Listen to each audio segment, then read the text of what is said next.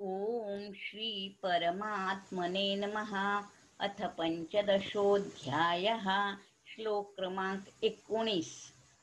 यमाम एवं असम्मूढो यमाम एवं असम्मूढा यमाम एवं असम्मूढा जानाति पुरुषोत्तमं जानाति पुरुषोत्तमं जानाति पुरुषोत्तमं यमामेवं असम्मूढा जानाति पुरुषोत्तमं यमामेवं असम्मूढा जानाति पुरुषोत्तमं यमाम एवं असम्मूढा जानाति पुरुषोत्तमं स सर्ववित् भजति मां स सर्ववित् भजति मां स सर्ववित् भजति मां सर्वभावेन भारत सर्वभावेन भारत सर्वभावेन भारत य सर्ववित् भजति मां सर्वभावेन भारत सविवर्जित स सर्ववित् भजति मां सर्वभावेन भारत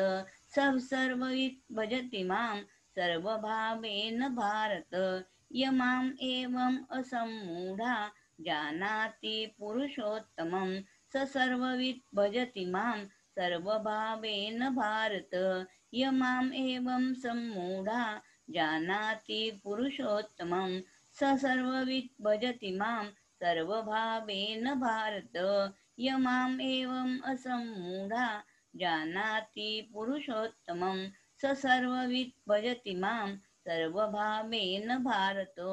जो भगवंताला जाणतो तोच वास्तविक असम्मूढ आहे, परंतु जो भगवंताला जाणत नाही तो मूढ आहे।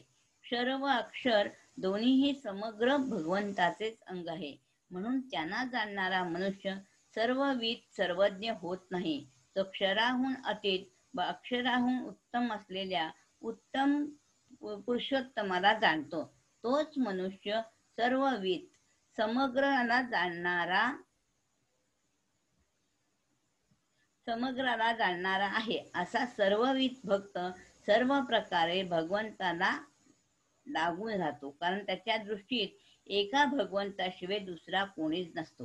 गीतेत सर्वविद शब्द केवळ भक्तांसाठीच आलाय। भक्त समग्राला लौकिक व अलौकिक दोन्हीना जाणतो, म्हणून तो सर्वविद।